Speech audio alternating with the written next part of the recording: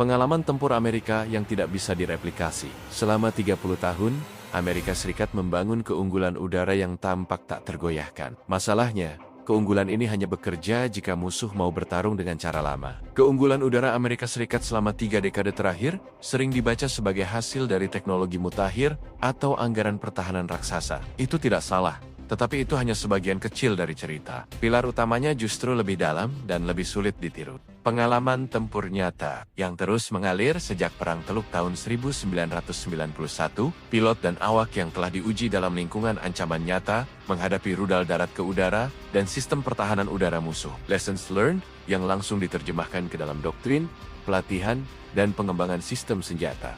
Falsafahnya sederhana, apa yang bekerja dalam pertempuran dipertahankan, apa yang gagal dibuang.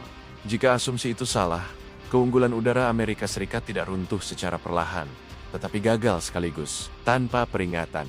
Namun disinilah paradoksnya mulai muncul. Keunggulan yang dibangun dari pengalaman perang berkelanjutan ini, justru menciptakan ketergantungan pada sebuah kondisi yang mungkin tidak akan terulang. Dan inilah risiko salah tafsir pertama yang berbahaya. Jika dilihat sekilas, pengalaman tempur tampak sebagai aset murni, sebuah keunggulan yang tak terbantahkan. Kesimpulan awal ini terasa begitu logis, sehingga banyak analisis berhenti di sini. Padahal, justru karena itulah jebakan awalnya belum terlihat. Dan disinilah letak bahaya sesungguhnya.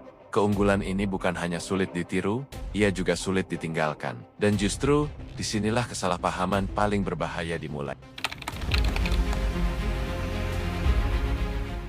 Untuk memahami bagaimana keunggulan ini terbentuk, kita harus kembali ke serangkaian keputusan yang awalnya tidak pernah dirancang sebagai sebuah sistem. Amerika Serikat memulai sebuah era unik dalam sejarah militer modern pada awal tahun 90-an. Setelah Perang Dingin berakhir, negara ini tidak menarik diri dari panggung global. Sebaliknya, ia memilih untuk terus hadir dalam konflik. Dimulai dengan Operation Desert Storm atau Operasi Badai Gurun pada tahun 1991, lalu berlanjut ke Afghanistan setelah 11 September 2001, dan memuncak dengan invasi Irak pada tahun 2003. Di antara titik-titik besar itu, terdapat berbagai konflik regional lain yang terus menjaga mesin perangnya tetap berjalan. Keputusan untuk terus berperang bukan sekedar kebijakan luar negeri yang agresif.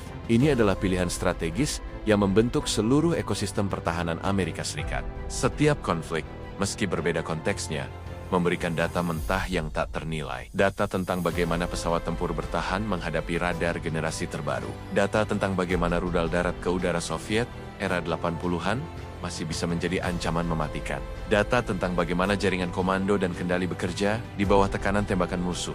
Presiden George Walker Bush memutuskan untuk mengusir Irak dari Kuwait dengan kekuatan udara massal. Presiden George Walker Bush memutuskan untuk menggulingkan Saddam Hussein dengan invasi darat besar-besaran. Setiap keputusan ini diambil di ruang situasi Gedung Putih, memiliki konsekuensi langsung bagi pilot-pilot yang terbang di atas Baghdad atau Kabul, dan konsekuensi jangka panjang bagi cara Angkatan Udara Amerika Serikat berlatih dan berperang. Disinilah titik balik pertama terjadi. Keputusan-keputusan ini, yang tampak sebagai proyeksi kekuatan, justru mulai mengunci Amerika Serikat pada sebuah siklus. Semakin banyak berperang, semakin banyak pengalaman. Semakin banyak pengalaman, semakin efektif dalam berperang. Efektivitas ini lalu digunakan untuk membenarkan keterlibatan di konflik berikutnya. Sebuah lingkaran yang terlihat produktif, namun sebenarnya mulai menyempitkan pilihan strategis. Pada fase inilah, arah terlihat jelas. Masalahnya, arah itu tidak selalu menuju hasil yang diharapkan. Invasi Irak tahun 2003 misalnya, menghasilkan kemenangan militer cepat, tetapi justru membuka fase perang panjang melawan pemberontakan yang sama sekali berbeda sifatnya. Pilot-pilot yang terlatih untuk menghadapi pertahanan udara negara bangsa, tiba-tiba harus berhadapan dengan ancaman rudal portabel dan tembakan senjata ringan. Lessons learned dari konflik konvensional harus ditulis ulang dalam hitungan bulan. Dan justru ketika tidak ada kepanikan, kesalahan paling besar mulai terkunci, karena pengalaman tempur yang berharga itu mulai dianggap sebagai standar baru. Standar yang diyakini bisa diterapkan di mana saja, terhadap siapa saja. Rasa aman yang muncul dari puluhan tahun dominasi udara justru menutupi sebuah realitas, bahwa musuh-musuh berikutnya mungkin tidak akan bertarung dengan cara yang sama. Pertanyaannya kemudian bukan lagi soal pengalaman bertempur, tetapi bagaimana semua itu berubah menjadi sistem. Pengalaman ini tidak berhenti pada manusia. Ia merembes ke mesin, ke prosedur, dan ke cara berpikir. Dari pengalaman bertempur puluhan tahun itulah, lahir generasi baru, teknologi dan doktrin. Sistem-sistem yang sekarang menjadi tulang punggung Angkatan Udara Amerika Serikat. Drone pengintai dan penyerang, seperti MQ-1 Predator dan MQ-9 Reaper, pesawat tempur siluman F-22 Raptor, dan F-35 Lightning II. Jaringan data link 16, yang memungkinkan berbagi informasi real-time antara pesawat, kapal, dan markas. Dan yang tak kalah penting, program pelatihan seperti Red Flag di Nevada. Sebuah simulasi pertempuran udara paling realistis di dunia, yang senarionya langsung diambil dari misi-misi nyata di Timur Tengah.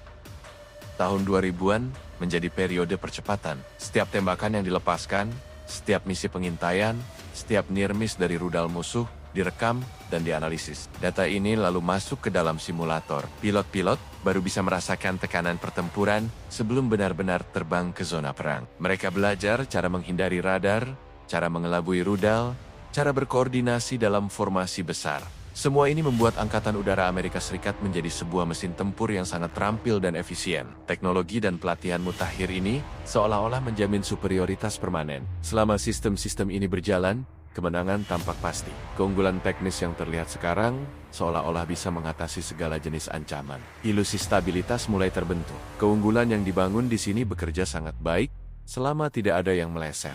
Dan sejarah militer menunjukkan, perang besar selalu dimulai justru ketika terlalu banyak asumsi dianggap pasti. Karena sistem yang tampak solid ini justru mulai menyempitkan ruang untuk bermanuver. F-35 misalnya adalah masterpiece teknologi, tetapi ia juga sangat kompleks, mahal, dan bergantung pada jaringan logistik dan dukungan yang rumit. Drone Reaper sangat efektif untuk memantau dan menyerang target teroris, tetapi ia rentan terhadap gangguan elektronik dan tidak dirancang untuk bertahan di wilayah pertahanan udara tinggi. Red Flag memang mensimulasikan ancaman canggih, tetapi simulasi itu tetap berdasarkan pada ancaman yang sudah dikenal. Ancaman yang belum terlihat, yang belum pernah dihadapi dalam pertempuran nyata, tidak ada dalam skenario itu. Masalahnya bukan pada kecanggihannya, tetapi pada asumsi bahwa semua komponen ini akan selalu tersedia dan bekerja bersamaan, sesuatu yang jarang terjadi dalam perang besar. Sampai di sini, sistem ini tampak kuat, tetapi mulai bergantung pada terlalu banyak asumsi sekaligus. Asumsi bahwa musuh akan menggunakan teknologi yang sudah dipetakan. Asumsi bahwa garis suplai dan pangkalan depan akan aman. Asumsi bahwa konflik berikutnya akan memiliki dinamika yang mirip dengan Irak atau Afghanistan. Dan disinilah penyempitan opsi terjadi. Semakin rapi sistem ini terlihat, semakin kecil toleransinya terhadap gangguan. Pada fase ini masalahnya bukan kekurangan kemampuan, melainkan hilangnya pilihan. Karena doktrin, pelatihan, dan peralatan sudah sangat dioptimalkan untuk satu jenis peperangan. Berubah arah, meski diperlukan, akan menjadi sangat sulit dan mahal. Sistem yang tampak sempurna inilah yang justru menciptakan jebakan terbesar. Namun setiap sistem yang terlalu lama berhasil, pada akhirnya menghadapi masalah yang sama, yaitu ketidakmampuan untuk berubah. Mari tarik semua benang ini. 30 tahun lebih pengalaman tempur yang kontinu telah menciptakan sebuah angkatan udara yang tak tertandingi dalam hal kecanggihan dan pengalaman operasional. Pilot-pilotnya adalah yang paling terlatih di dunia. Teknologinya paling mutakhir. Doktrinnya paling teruji. Dari sudut pandang manapun, ini adalah keunggulan strategis yang luar biasa. Tetapi konsekuensi sistemiknya justru yang mulai mengkhawatirkan. Pertama, keunggulan ini membuat Amerika Serikat terbiasa dengan sebuah lingkungan operasi yang sangat spesifik. Lingkungan di mana ia memiliki keunggulan udara mutlak, akses ke pangkalan-pangkalan depan, dan musuh yang kemampuan teknologinya jauh di bawah. Lingkungan ini tidak akan bertahan selamanya. Negara-negara seperti Rusia dan China telah mempelajari setiap gerakan Amerika Serikat selama 3 dekade ini. Mereka mengembangkan sistem rudal jarak jauh, sistem perang elektronik, drone swarm, dan kemampuan anti-akses yang dirancang khusus untuk menolak masuknya kekuatan udara Amerika Serikat. Kedua, pengalaman tempur yang terus-menerus telah menguras personel dan peralatan. Armada pesawat tempur semakin tua, dan jam terbang tempur yang tinggi mempercepat kausan. Pilot-pilot berpengalaman pensiun atau pindah ke sektor swasta. Mengganti mereka tidak mudah, karena pelatihan pilot tempur level elit membutuhkan waktu tahunan, bukan bulanan. Ketiga, dan ini yang paling berbahaya, keunggulan itu sendiri menjadi beban psikologis dan institusional. Karena sudah begitu lama terbiasa menang dengan cara tertentu, perubahan dianggap sebagai risiko yang tidak perlu. Inovasi radikal dalam doktrin atau teknologi menjadi sulit diterima. Birokrasi pertahanan cenderung mempertahankan sistem yang sudah terbukti berhasil di medan tempur, meski dunia sekitar sudah berubah. Inilah titik tanpa jalan keluar. Amerika Serikat terjebak dalam dilema strategis. Di satu sisi, ia tidak bisa meninggalkan pengalaman tempur sebagai pilar kekuatannya. Di sisi yang lain, berpegang pada pengalaman itu justru bisa membuatnya ketinggalan dalam menghadapi ancaman masa depan. Keunggulan pun berubah menjadi beban. Rasionalitas yang membangun mesin tempur super efisien justru berubah menjadi jebakan yang mengunci pada masa lalu. Pengalaman tempur nyata yang tidak bisa direplikasi itu, yang selama ini dianggap sebagai aset terbesar, tiba-tiba menunjukkan sisi lain.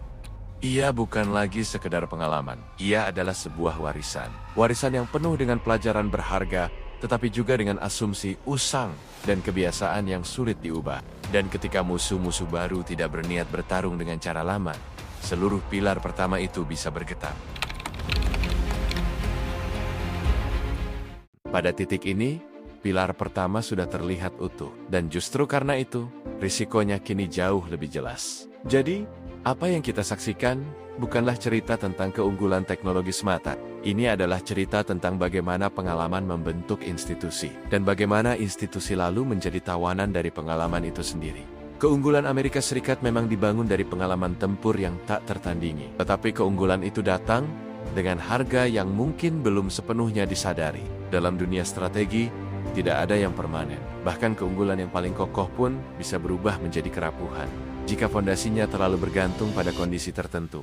Pengalaman tempur adalah guru yang kejam. Ia mengajarkan cara bertahan dan menang, tetapi ia jarang mengajarkan cara beradaptasi ketika segala sesuatunya berubah total. Pilar pertama tetap berdiri, tetapi tanah di bawahnya sudah mulai bergeser. Dan yang membuat situasi ini lebih berbahaya justru bukan kelemahan Amerika Serikat, melainkan jaringan aliansinya sendiri. Itulah pilar kedua, dan di sanalah risiko sesungguhnya mulai berlipat. Terima kasih sudah menyimak Dialektika Militer. Kita lanjutkan di episode berikutnya, dan sampai jumpa.